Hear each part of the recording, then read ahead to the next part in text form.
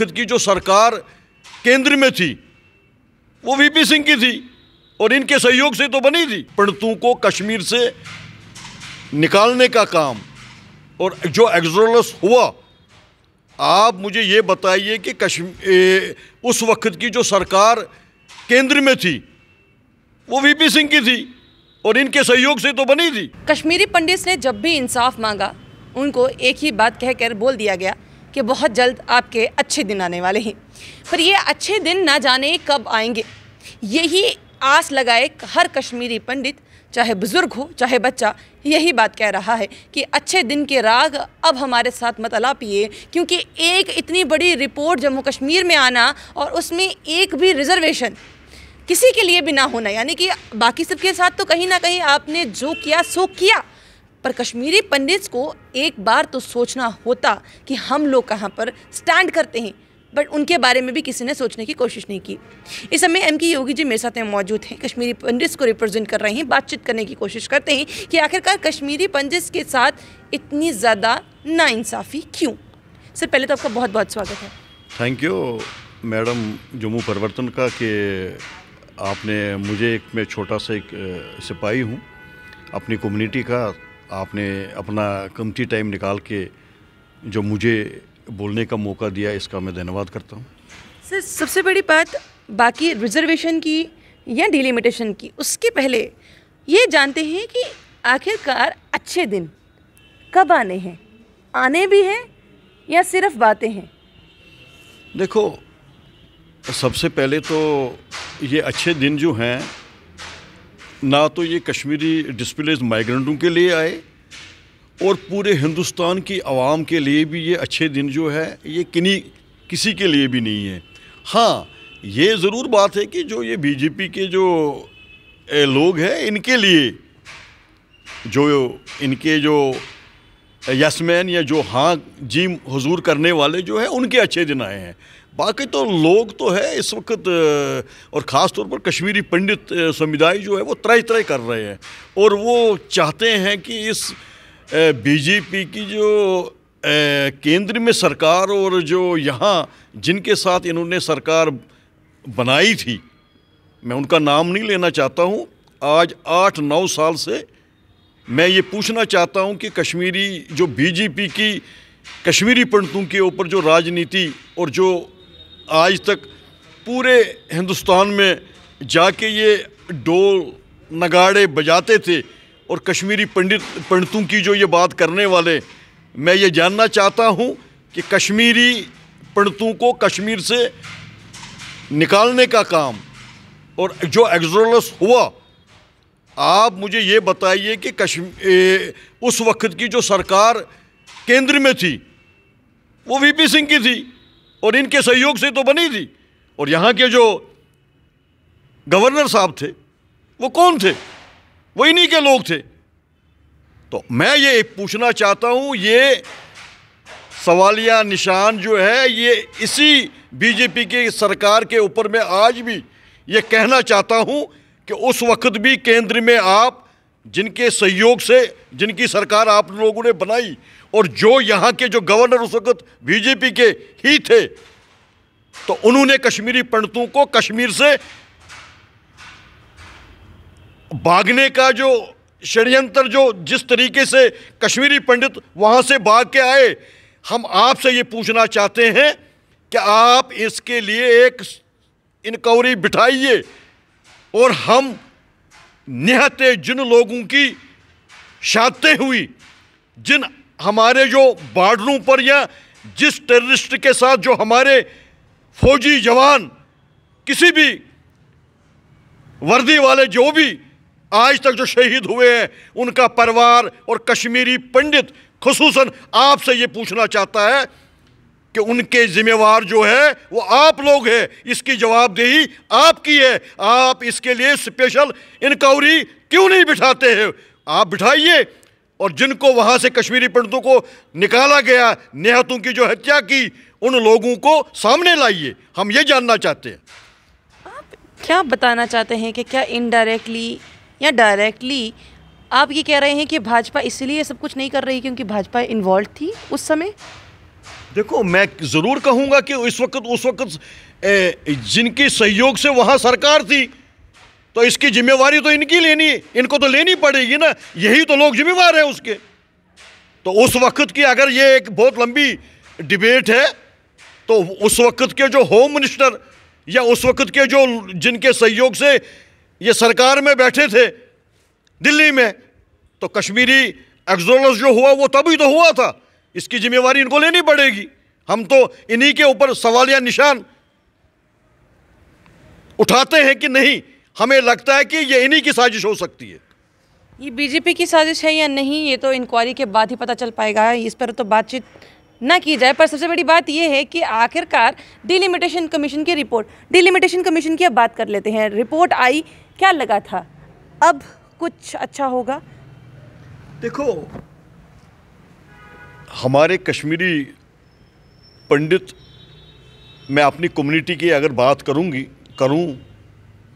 तो उनको लगता था और उन्होंने अपने आप को उनको लगता था कि जो आज तक यूपीए सरकार थी या यहाँ जो 70 साल की जो सरकारें थी, शायद उन्होंने हमारे लिए आज तक कुछ किया नहीं। लेकिन जो ही बीजेपी की सरकार बनी, चाहे वो केंद्र में बनी, चाहे वो जम्मू कश्मीर में बनी, और जिनके सहयोग से ये इन्होंने सरकार बनाई, और उनको लगता था कि शायद आज अब हमारे अच्छे दिन आएंगे, जिनका जिक्र अभी आपने पीछे किया। आज जिन्होंने बीजेपी को कश्मीरी पंडितों ने बढ़ चढ़कर जो वोट डाला था, तो ये आज सोचने पर मजबूर हो गए हैं, जिन कश्मीरी पंडितों ने बीजेपी को वोट डाल के ऐवानों में भेजा, आज वो अपने आप से त्रैमाम करते हैं कि हमने उस वक्त गलती क्यों की। 8-9 साल मैडम बहुत होते हैं कश्मीरी पंडितों के लिए। आज तक जिस तरीके से दिल्ली से जितने भी मंत्री लोग या जितने भी एमपीज लोग आए, कश्मीर में उन्होंने विजिट किया, पहलगाम में और गुलमर्ग में जाके वो बैठे, जम्मू में आके भी वो आए, लेकिन कश्मीरी जो बहुत बड़ी टाउनशिप है, जो हमारे कैंप है, जो कैंप की ज़िंदगी जो बसर कर रहे हैं, जिनके घर में शाम को सुबह अगर चूल्हा जलता है तो शाम को नहीं जलता है, उनकी इन्होंने कहीं सुध-बुध नहीं ली। और बीजेपी क्या कश्मीरी पंडितों के ठेकेदार है?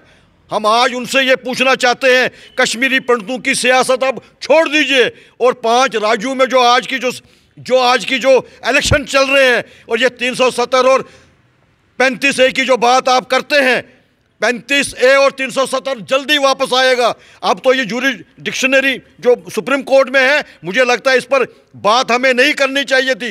लेकिन होम मिनिस्टर यहाँ जब आए, नगरोटा तक गए, वहाँ से 1 किलोमीटर आधा किलोमीटर जो था वो जगटी टाउनशिप का कैंप था, जहाँ हमारी पॉपुलेशन 5000 फैमिलियाँ जहाँ रहती हो, आप उनको अगर ज़रब मार के अगर 3 या 4 से डिवाइड करेंगे, जहां 35-50 हज़ार की जो पॉपुलेशन के जो लोग कश्मीरी डिस्प्लेस माइग्रेंट जहां रहते हो, क्या होम मिनिस्टर साहब को वो नज़र नहीं आया? वहां वो 10 मिनट उनको नहीं मिल सकते थे? और मैं ये ज़रूर कहूँगा कि कश्मीरी पंडितों को जिनके साथ वो यहाँ मिले और उन्होंने उनका आदर सत्कार नहीं किया और उनको खड़ा उनका वो मेमोरेंडम लिया, जस्ट एक उन्होंने खाना पूर्ति की और कश्मीरी पंडितों के ऊपर सियासत और राजनीति के सिवा इन्होंने आज तक कुछ नहीं किया। आप कह रहे हैं कि उनके साथ सियासत की, राजनीति की, पर वो तो कह रहे हैं कि भैया हम ही तो आपकी घर वापसी कराएंगे, हम ही तो आपको लेकर जाएंगे, फिर आपको किस चीज़ की चिंता है? देखो, अगर ये घर वापसी की बात करते हैं या घर कश्मीरी पंडित को वापस ले लेते, तो आप मुझे ये बताइए कि आज तक कश्मीरी पंडितों के लिए किन पॉलिटिकल पार्टियों के साथ ये लोग मिले, किन जो हमारी सोशल पॉलिटिकल ऑर्गेनाइजेशन के बगैर जो सोशल ऑर्गेनाइजेशन जो लीडिंग हमारी है, उनके किन नेताओं के साथ इन्होंने बात की? क्या उसके लिए इनके पास कोई रोड मैप है? ये सिर्फ झूठ बोलते हैं। आज तक इन्होंने कश्मीरी पंडित की वापसी के आंकड़े जो बताए, पार्लियामेंट में ऑन हाउस जो हमारे होम मिनिस्टर साहब ने जो तथ्य वहाँ रखे, वो सब झूठ थे, गलत थे। और आज तक जो 6000 पोस्टें जो यूपीए सरकार ने जो कश्मीरी डिस्प्लेस उस वक्त के जो हमारे प्राइम मिनिस्टर मनमोहन सिंह ने अखनूर में जो अनाउंस किया था, आज तक ये उनको पूरा नहीं कर सके। और नया इन्होंने दिया क्या? हमारी डिमांड है कि जो 13,000 रुपया जो है, और ये 13,000 4 फैमिलियों के बाद जो 3 हैं 2 हैं, आप 3200 रुपया जो है पर मेंबर को आप महीना देते हैं। और आप मुझे ये बताइए, 1.5 साल से हमारे डिस्प्लेस कैंप और नॉन कैंप के लोग जो है 1.5 साल से वो धरना प्रदर्शन के ऊपर रोज बाहर है। आज तक एलजी साहब ने उनकी कोई सुध बुध नहीं। सेंट्रल गवर्नमेंट की तो बात ही नहीं है। हम डिमांड करते थे कि अब इतनी महंगाई जो मार आम हिंदुस्तान के पब्लिक आम लोगों के ऊपर जो पड़ी, जो कश्मीरी डिस्प्लेस अपना घर अपना परिवार और कश्मीर हिंदुस्तान में रह के अपने ही देश में जो बेघर हो गए, कम से कम उनका रिलीफ बढ़ाइए। और उनके लिए जो है 10,000 नई पोस्टें जो है, हम जो नई जो इस वक्त की एनडीए सरकार, जो बीजेपी की सरकार जो है, आज तक जो नए इन्होंने जो अभी जो 2,000 पोस्टें जो लगाई या जिनका एडवर्टाइजमेंट इन्होंने निकाली, आज की डेट तक उनकी कहीं वेरिफिकेशन जो है, कहीं लोगों की 200-300 आदमी 500 लोगों से ज़्यादा लोग जो है जो डिफरेंट क्लास 4 की नौकरियां हैं, बाकी और भी कुछ नौकरियां जो है, लेकिन आज तक उनकी जो उनकी वो होनी चाहिए ना, क्या कहते हैं, वेरिफिकेशन, कहीं नहीं हो रही है। टस से मस नहीं है यूटीए सरकार। एलजी साहब को भी हम ये अपील करना चाहते हैं, आप कम से कम जब जगटी टाउनशिप में गए थे आपने 15 दिन मांगे थे, अब आपको 15 महीने हो गए। क्या आज की डेट तक आपने कश्मीरी पंडितों के उसके बाद आप कभी गए? क्या आपकी एडमिनिस्ट्रेशन ने कभी वहां सुध-बुध ली?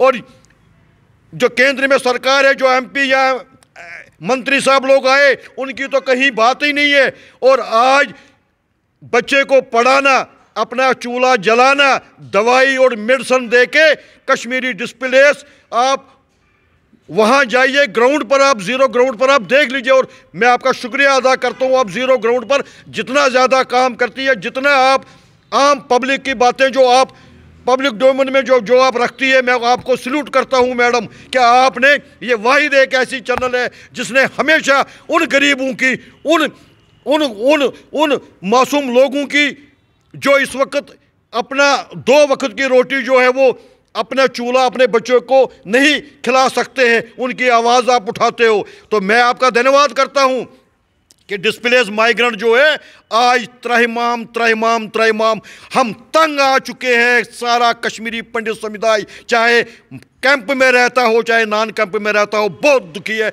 इस सरकार से, केंद्र की सरकार से। और यहाँ की एलजी जो है, हम हाथ जोड़ते हैं, विनती करना चाहते हैं, और एक तो हमारा जो रिलीफ जो है उसको बढ़ा दीजिए, और जो हमारे 10,000 की जो नई पोस्टों की जो डिमांड हमारी है वो हमें दीजिए। इसके साथ साथ आपको क्या लगता है, आखिरी सवाल में रखूंगी, डिलिमिटेशन कमीशन को अप्रॉक्स कितनी सीट्स आपके लिए रिजर्व एटलीस्ट करनी चाहिए थी? देखो मैडम, मैं आपको कहूँगा, जहाँ पॉपुलेशन कश्मीरी डिस्प्लेस माइग्रेंटों की 7 लाख है, अब 7 लाख की जगह 5 लाख लोग रख लीजिए। जो डेलीगेशन यहाँ आया था, कश्मीरी पंडित जो है वो यहाँ आए अपने वतन से, अपने हिंदुस्तान से, जो कैंपों की जो रोज़मर्रा की ज़िंदगी जो वो बसर कर रहे हैं। हमने डिमांड रखी थी, जो Kashmiri deputation different social organization या पॉलिटिकल ऑर्गेनाइजेशन जिन्होंने इनको दिया था, और इन्होंने जो आश्वासन हमें दिया था, हमारी डिमांड थी 3 से लेके 4 सीटें जो है वो कश्मीरी पंडितों की रिजर्वेशन के लिए हमने इनको प्रार्थना की थी कि आप हमें 3 या 4 दीजिए। और आज हम ठगे हुए महसूस करते हैं अपने आप को कि कश्मीरी पंडित का तो कहीं इन्होंने जिक्र ही नहीं किया है, नामो निशान ही उनका मिटा दिया है। और आज मैं आपको ये ज़रूर कहना चाहूँगा कि जो कॉन्स्टिट्यूंसी हब्बा कदल थी, जो कश्मीरी पंडितों की आइडेंटिटी थी, जो कश्मीरी पंडितों की एक रिजर्व सीट मानी जाती थी, इन्होंने तो उसके 3-4 टुकड़े कर दिए। आप किस कमीशन की बात करते हो? ये डिलिमिटेशन कमीशन जो है ये नाम का है, लेकिन इसको चलाने वाले जो है वो पूरी दुनिया जानती है।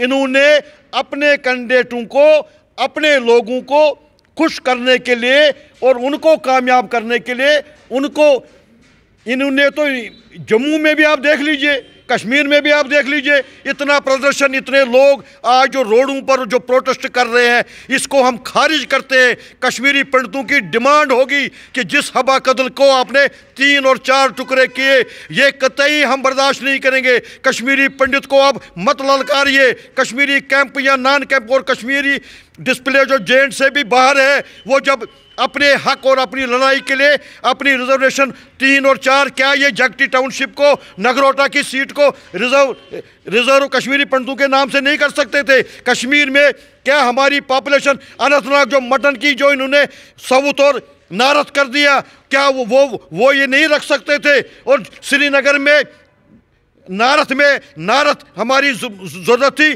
कश्मीर में एक हो, नारथ में एक हो और साउथ कश्मीर में एक हो और जगटी टाउनशिप में एक हो। ये हमारी 4 कॉन्स्टिट्यूंसियाँ बनती है। हम डिमांड करते हैं, प्रार्थना करते हैं, इस पर दोबारा वो गौर खोज करे।